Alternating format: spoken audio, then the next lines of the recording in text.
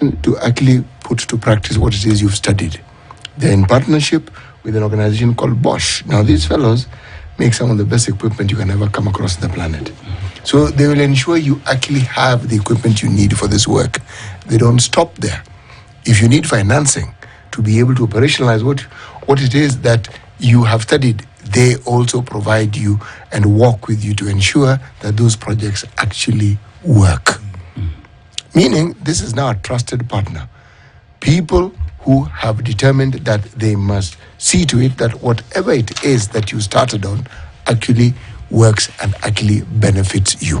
Now that is the 2G Ajiri program by KCB. Yes. And in studio with us right now is former Nandi Hills MP Alfred Keter. Good morning, Alfred. Sikujingi sana. Good morning. It is almost a year since I was here with City and Eric and the rest. Yes. Thank you so much. Nice meeting you. Yeah, welcome back. That is the hot seat. Today will make it cooler. But City, before Alfred makes it cooler, the proverb of the week. Well, the proverb for the whole of this week come from the kingdom of Lesotho, otherwise pronounced as Lesotho. Yes. Formerly, I keep saying this, formerly known as Basuto land. Man, the name that people have, God Almighty. A person is a person because of other people. Alfred. Yeah. What does that That is what defines you. It's not about yourself. It's about the others, how they see you. That is what defines you. And City, because that is, it's about the others, that is what defines you. There is a partner that is out here to make sure that we can also drink our fruits, not just eat them. Actually, this thing about sharing is not just about giving me your opinion on subjects that you think are pertinent to me, but it's also about eating. In fact, we socialize best as human beings when we're having a meal. And we're having a drink, or we're eating a fruit.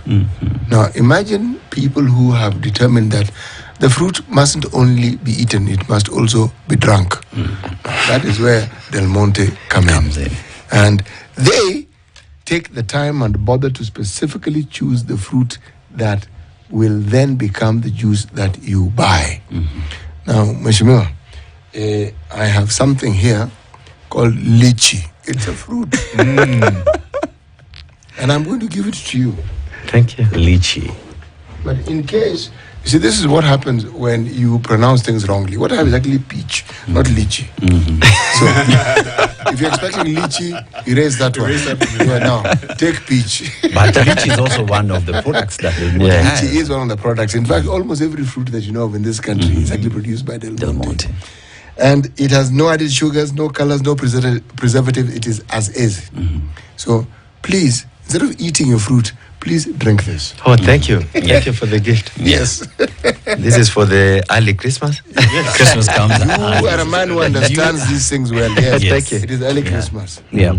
Now, Mheshimiwa, it is 1 year since we had a discussion right here on the Situation Room. And a lot has happened during that 1 year. We just want to take stock of 2024 and the politics, the political year in review of how it has been in this country. We've seen a lot. We talk about the demonstrations that we witnessed in this country, the broad-based government, and now we have the impeachment of a former deputy president, and a lot more that is happening, including yesterday's handshake, as people want to call it, between the former president and President William Ruto. Just how has the year been, politically speaking? Yeah, it is very interesting because if you remember City and if you watch even that clip when I was here, we discussed these issues. I saw and we talked about Parliament getting to a state of a collapse in terms of it is captured, which those are some of the issues we discussed. If you remember, I actually told you Parliament has been captured. And you've seen with the recent issues coming like the protest, the controversial finance bill 2024. Members of Parliament, most of them were not supportive to the punitive taxation measures they were advocating for in Parliament. And if you want to prove me right or wrong, you must remember when the Gen Zs protested These same members of parliament went to State House when the president wanted to now refuse to ascend the law, which was a product of parliament. Yeah.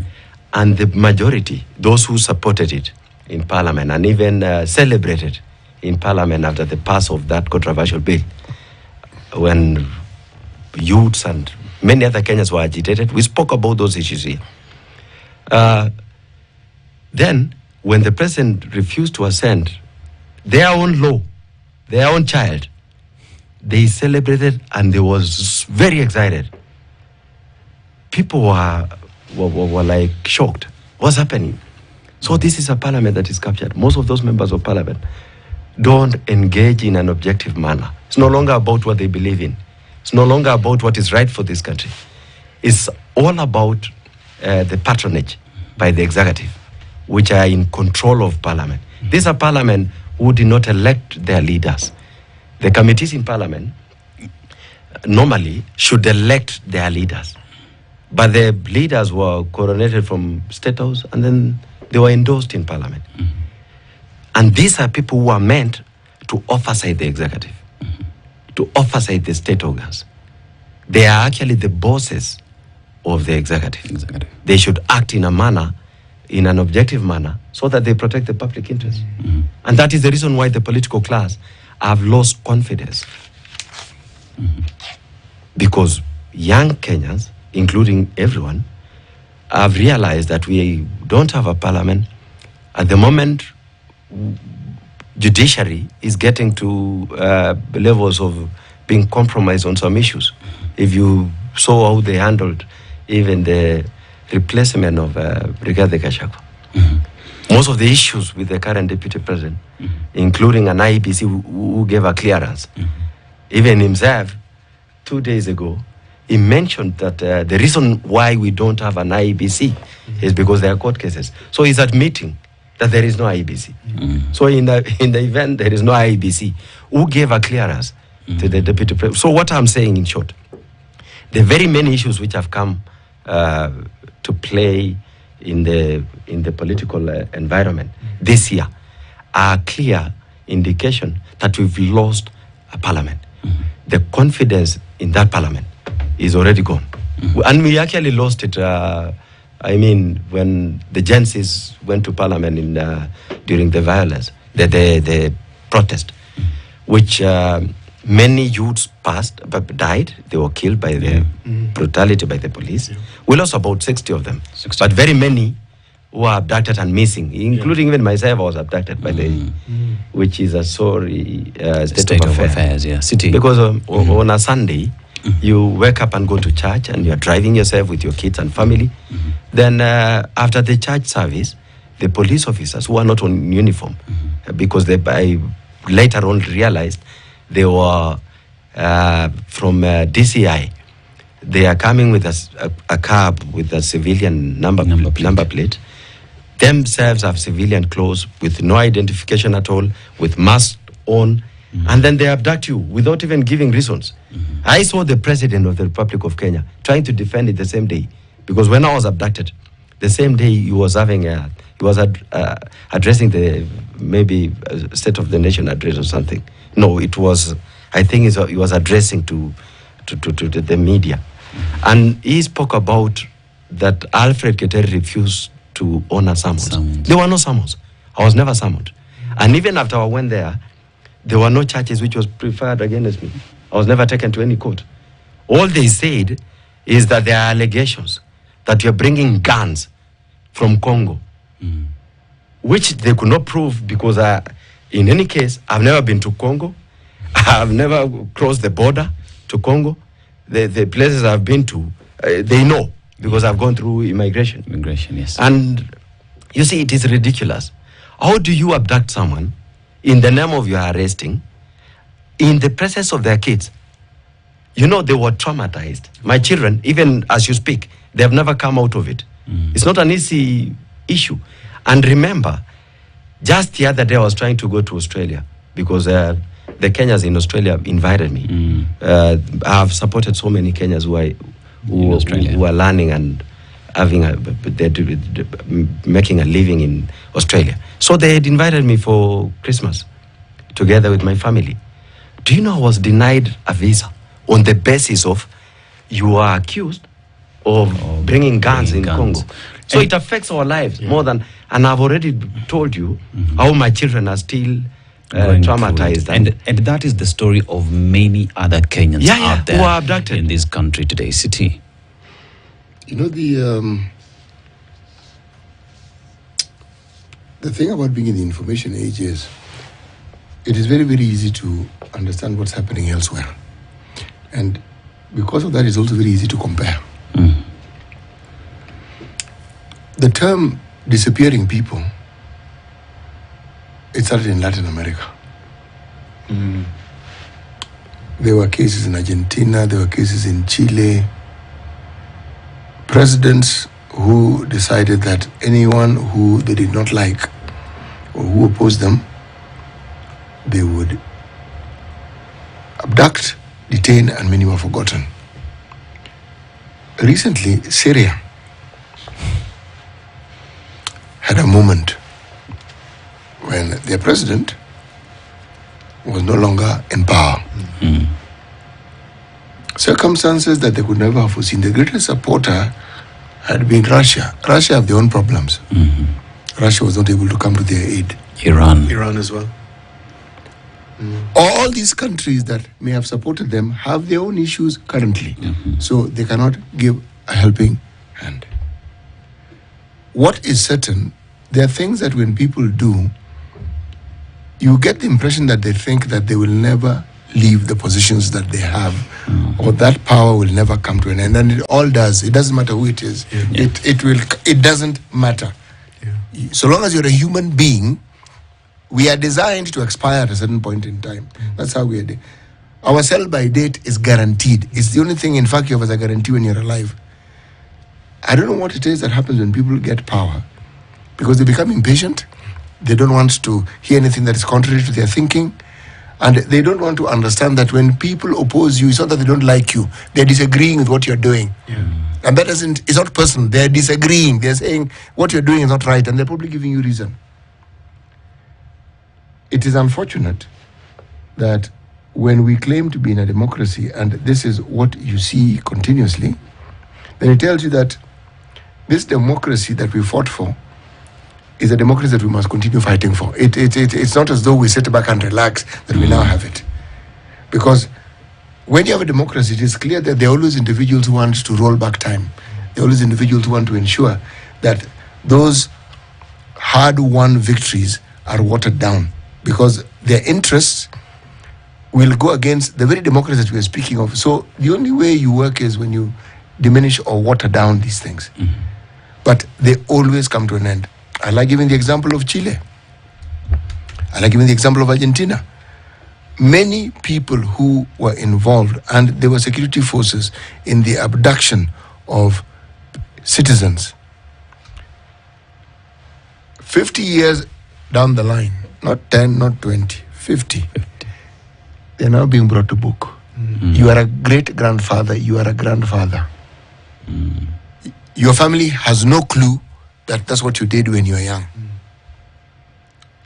But the records are there, and now you're being asked to say, excuse me, this is what you're involved in. And you know, City, I support that. You know, most of these things that people do, it affects generations and generations and generations to come. So true. That's why nobody will forget it. It can even happen after 100 years, after 200 years.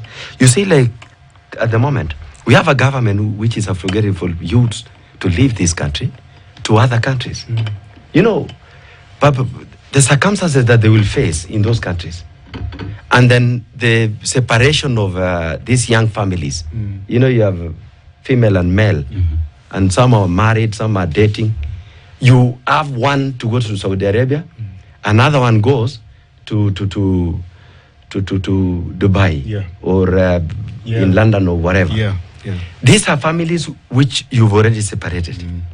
And again, even if they were to start their young family and say, let's move to Saudi Arabia, the schools in there, they cannot afford. The life, the cost of living there. So they are forced to remain here We are messing up with the generation. We are killing the future of our youth by all this what you're doing. And there is no country in the world other than Kenya, which is advocating for the young people to go abroad.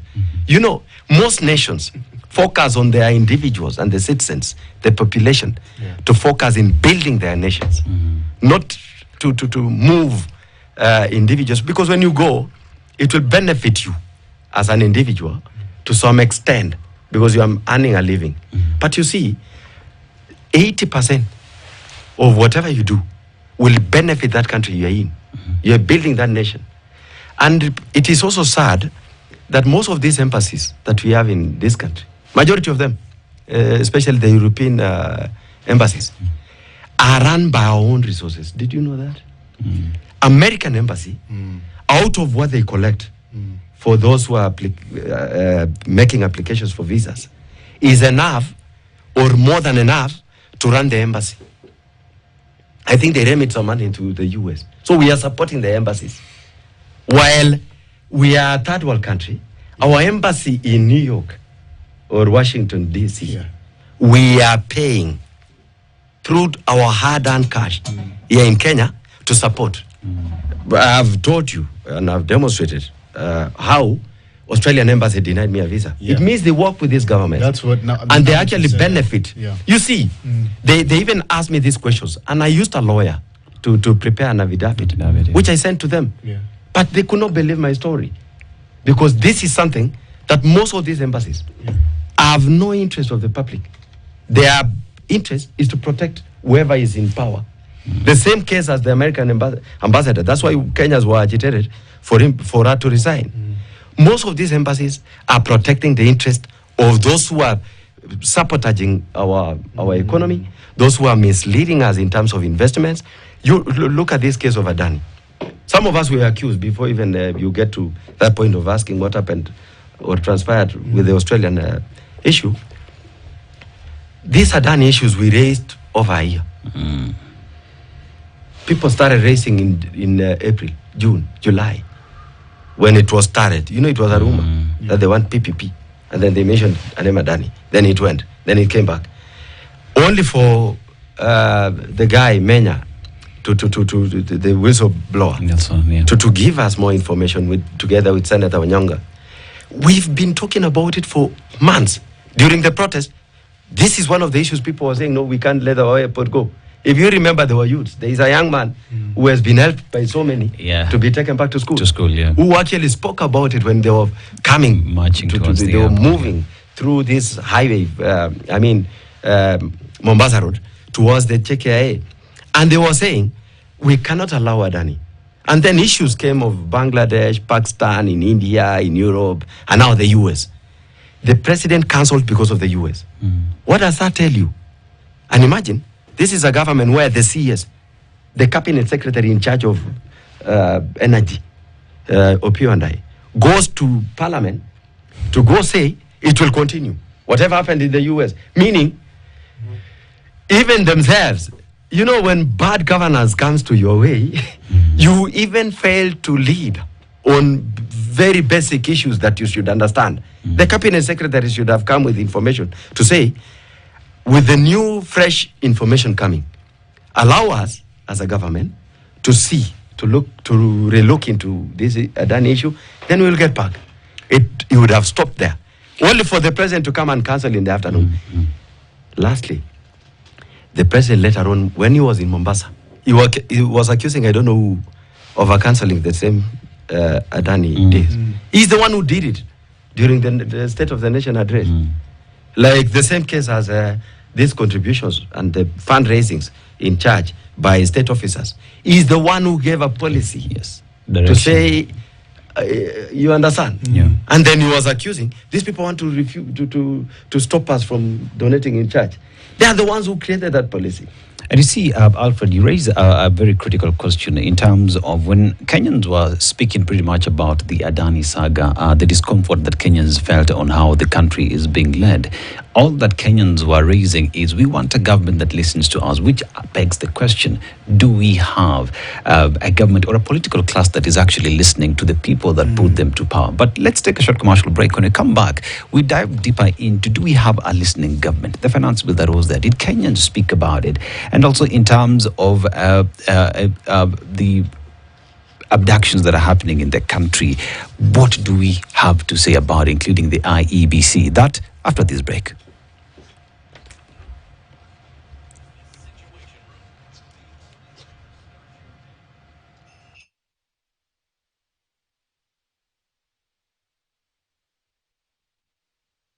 Hii Krisi, sambaza furaha na Safaricom Business. Zidisha biashara yako na 25% off kwa business internet plans. Reliable internet ni key kwa biashara yako. Ukiwa na 5G speed na huduma za Safaricom Business, una hustle smarter, unawafikia wateja faster na kufanikisha mafanikio zaidi kazini. Dial *485# or visit www.business.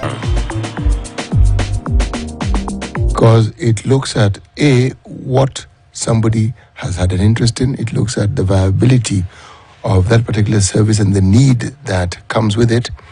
And the word empowering comes to mind, but it's overused, this word. So they skill you and tool you so that you are actually able to not eke a living, earn a living. And that you can actually make that business grow. And the only way the business grows is, one, you already have the means in terms of the technical know-how, the equipment that you may need to start off with, and a little helping hand financially to jumpstart the process. Now, that's the 2G Ajiri program. Yes. Yeah. And it actually works. Yes. It isn't one of these programs that is mentioned for the sake of mentioning that somebody's involved in CSR. It actually works. Yes. And as well, City, now, Alfred Keter has mentioned about wanting to travel outside, but as you plan to travel, we still hope that you'll travel. There is an airline out there that is sure to give you that service, from limousine rides to an amazing lounge to the drink that you want. But City, just paint the picture. Let us feel how Alfred, it is. there are other countries to go to. You don't have necessarily have to go to Australia. As a Kenyan will tell you, wakae na hiyo visa yao. But the point is this. Emirates tells you this. From Nairobi, you have a choice of 140 destinations. And Emirates business class offers you something that is not only unique, but something that will take your breath away.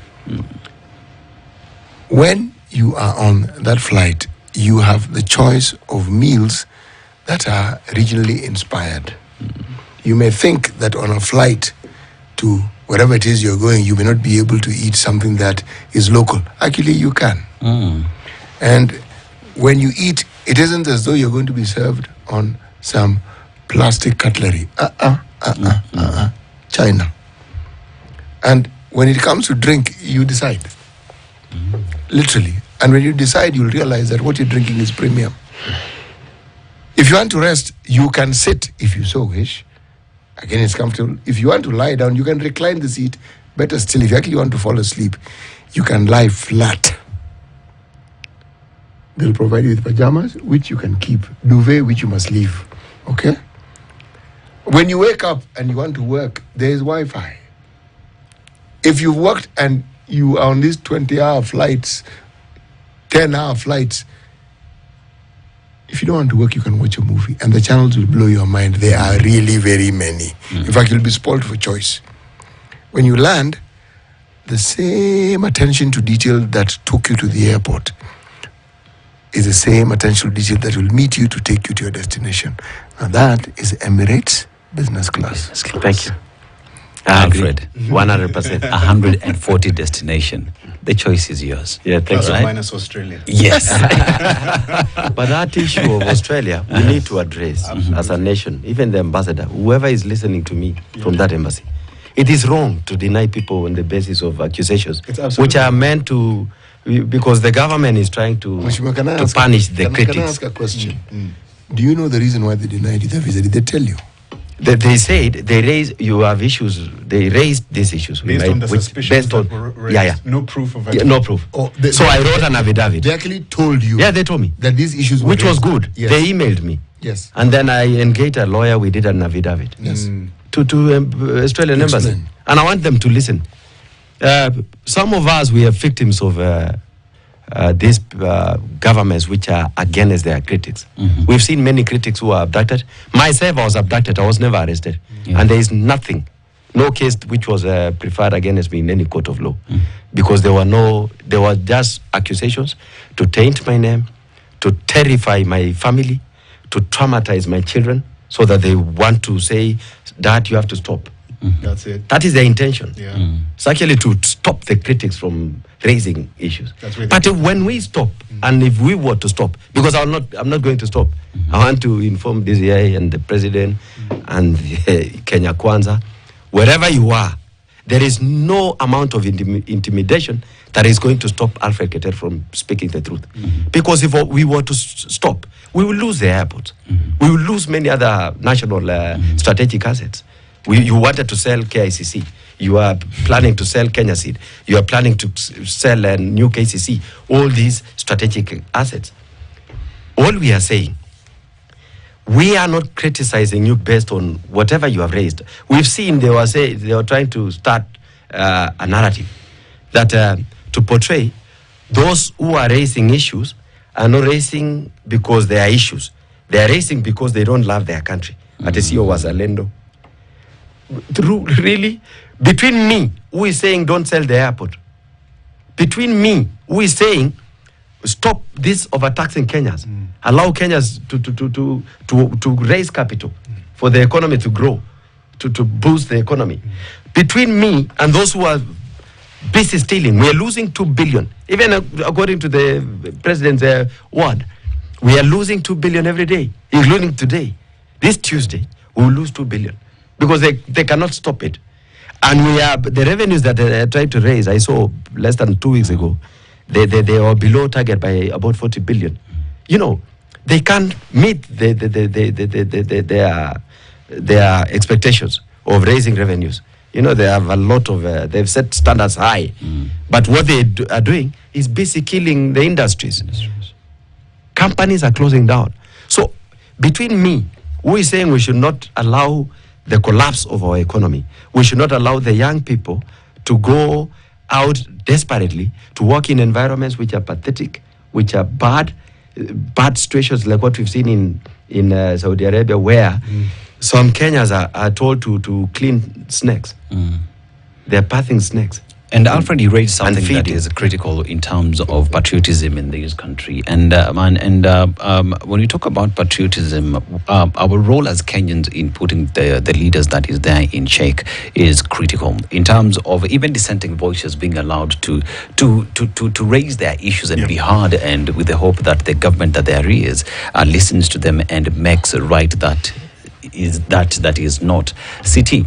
From where it is you sit in terms of just having a government that is listening, is that something that we can say the government listens to CT?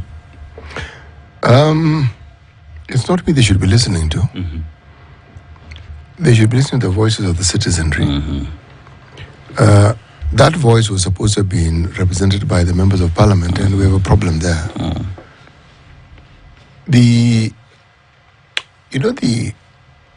subject of sovereignty and this subject of the sovereign being us, the citizenry, is something that I think hasn't quite sunk yet. We talk about it, but as a citizenry, we don't actually believe we're the sovereign.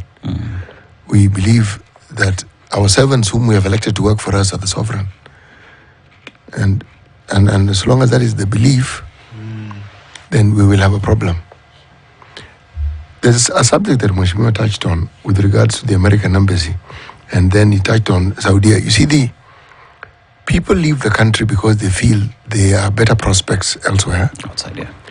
And many countries in the West, because they have declining populations, invite young people to actually go to those countries. There are countries like Philippines and some like India who have an understanding with some of these countries where their citizens go to, And the understanding helps look after the welfare of these individuals. But it's a subtle point here. The US of A has been a place that many people have wanted to go to. Right. And if I'm to take what you said about the money they raise, it's because people want to go. And if you go, you pay for the visa. They choose to go. And they choose to pay. And what they charge is actually their prerogative. What I have found, though, over time is embassies look after the interest of their nations. I would be slow to blame the embassy. They have a foreign ministry whom they answer to, and they are given instructions. They represent the country, but they're given instructions. They are told what it is that they should do and how they should go about it. They're not free agents who can just decide to do what it is that they've woken up in the morning and they feel they want to do. And again, they are not here to look after our interests. Not really. They're here to look after the interests of their countries. Yes, absolutely. And that is the primary thing that they are there to do. Now, I feel that when we have a leadership or a people who we say are in leadership, but they don't prioritize looking after the interests of their people, then we have a problem. You know, City, I agree with you. There is an issue to do with what I'm concerned is that the applicants out of 100%, 95% fail to get the visas. It's only 5%, which is a small number. But these 95% are all paid. Of course. And they don't reimburse the money. Yeah. So what I'm raising is that if you were to do calculations in terms of how much the American embassy is raising and consider how much they're using to run their embassy, you will realize that we are the ones running the embassy. Actually paying for it. We are paying for it. Well, that is not the case in all our embassies. And for your information, most of our embassies are about to collapse. Some have failed to pay rent. They are not paying their staff. Most of the consulates and the ambassadors, most of them don't get their allowances. You're talking about the Kenyan embassy. The Kenyan embassy is abroad. He is exactly right. There was a moment a few years ago where there were pictures of the embassy in Washington, D.C. And it was shocking. It was dilapidated. There was chunks falling off the wall. And this is in Washington, D.C. This is our prime embassy in the U.S. And the questions were, what's happening? How is it that we're represented by this dilapidated building?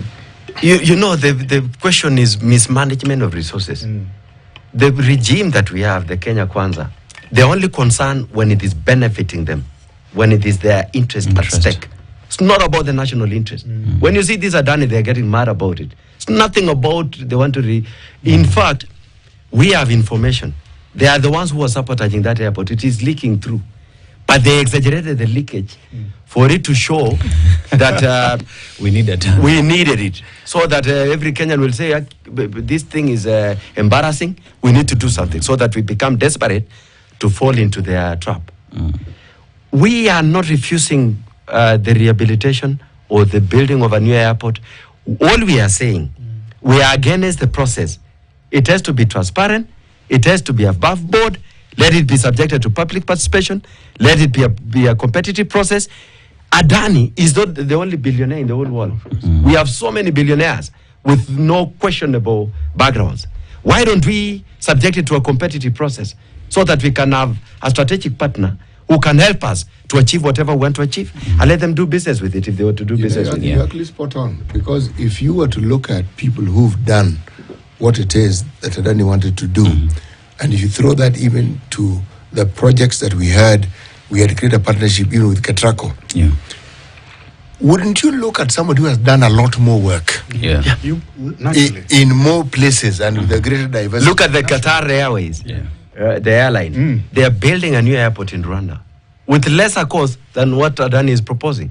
Because what is happening with that Adani proposal is just a scandal. People want to make money here, and Adani wants to take advantage of compromising our people to also make more money. Because that is what he's doing in Bangladesh, that's what he's doing in India, that's what he was supposedly and allegedly to do in the US. So we should have, like what CT has said, we have a social contract between the people to govern us and ourselves, which they are to do it in our interest. The sovereignty remains with the people. The representatives who are in parliament are doing it because we allow them by law. And the people have a say. We are the law, we make decisions. That's why public participation is key in the constitutional dispensation. What I want to say, because of the time and everything, is that we have failed as a nation. We don't have leaders who have our interest at heart. What we have are people who want to make a big kill out of it. They want to be billionaires. They want to make a lot of money. They're investing abroad. They have no whatsoever interest with the public. Look at it. You know, this Kenya Kwanza was formed on the basis of they wanted to uplift the standards of the less fortunate in the society. Those mama mbogas, the boda, the Juakali sector, the women with single mothers, and many challenges. But when you see their punitive taxation measures are to support them more. Today, when I was coming from Lavington, you get thousands of people who come from Kawangware, and they are trekking all the way to industrial area. Some of them are seeking jobs, they don't have jobs. They come and make queues in factories, whether they will be allowed. And you see, most factories in Kenya are closing down. Some are laying off employees. So nobody is employing. And the reason why I've even said, I've seen the president mention many things. And one of the accusations which was made by the Kenyan, Conference of Bishops, they spoke about lies. When you see a president telling us that Kibera in 10 years will be like a Lavington. Kibera, you can't address it like it is just an housing problem. It's all complex. It's about the cost of living. It's about the source of income. Kibera is an ecosystem. It's an ecosystem. So you cannot address it like people who live in Kibera is because they lack houses in Lavington to live in. They cannot sustain their lives if they were to be in Lavington. They can't pay bills for electricity. Everything in most of the things which are happening in those slum dwelling are illegal activities, including in power connections. Things are free. Even illegal water connections, which are cheap, and you understand.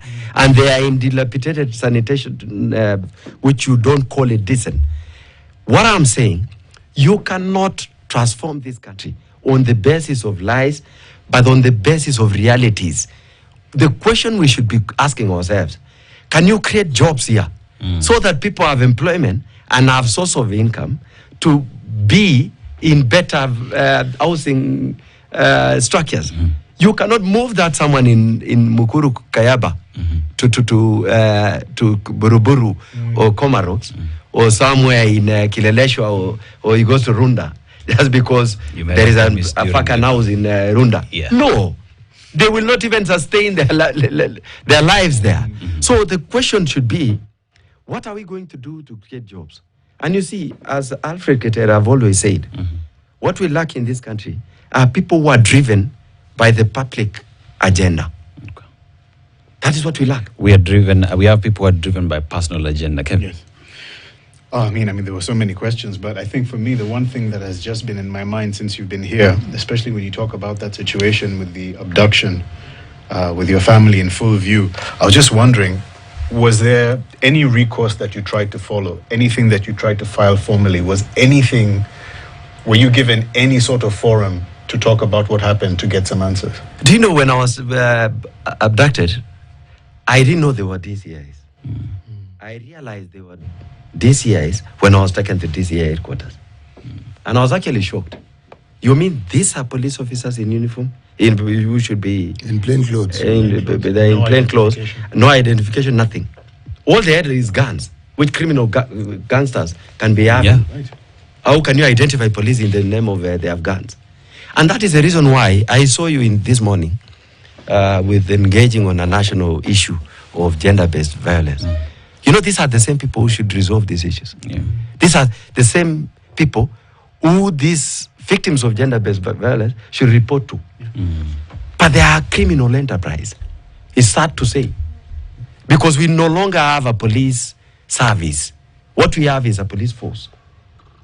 You cannot abduct someone, take them to DCI headquarters, and claim to be a direct, I mean, is a police service. So that is where I was taken. You know, I left my children on the road. I was the one driving. Thank God there were other Christians who we were together. And they claim to be Christians, these people. And I've asked people, I've challenged people, you mean they are truly Christians? But if you want to know they are not Christians enough, and I'm sorry to appear like I'm judging them, but I just want to ask, every church or every religious organization have doctrines. If you believe, if you have AIC, what business are you having in SDA every Saturday? Or you appear in Jeshi la Wokovu this weekend, you are in Dinia Musamba this other Saturday, you are Muslim on a Friday, you are Indian the other day when they were celebrating, you are what? What are you? If you are a Christian like myself, I'm Catholic. That's why they abducted. They knew they were going to find me at Holy Trinity in Kileleshwa. Them, they don't go to any church. On Sundays, they can do a Thanksgiving. They call on many churches because they want to give out their 5 million or 10 million, which is our money, what we are losing, the 2 billion that we are losing every day. And so they want to fundraise, to give the money, and then to portray themselves like they are generous. And they are blessed because they are generous, they are giving. They should be telling us, where are you getting this money? As I finish, you know, when I was taken, I would expect, I was so terrified. I left my kids on the road. My wife could drive. And now they were traumatized because what is happening to their dad? And he's being taken by people who did not even identify themselves. Do you know, my last one after all these circus, you know, I went to DCI, nothing. I stayed there, nothing. Taken to Kamkunji, nothing.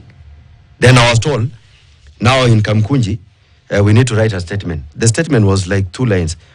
How are you close to Uhuru Kenyatta? Second question.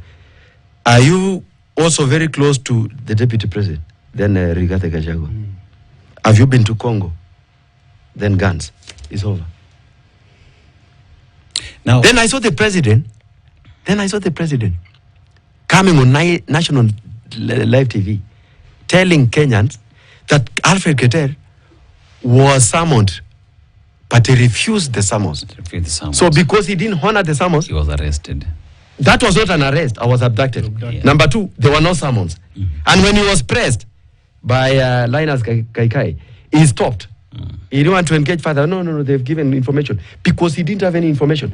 Let me tell you, what I was told in this year, all those officers were telling me it is from above. They couldn't say anything. We don't know, we are waiting for the above. Now, meaning, it was from the president. Finally, my daughter asked me this question. After now, I was released in the evening. I went home and I met my kids, which I had to explain to them, nothing happened to me, I'm fine, as part of way of trying to comfort them to come out of it. Do you know, one of my daughters asked me that, Dad, did you try to report to the police? She didn't know that these are police officers. And she could not be convinced otherwise. This is a young kid growing in our nation. We need to transform this country.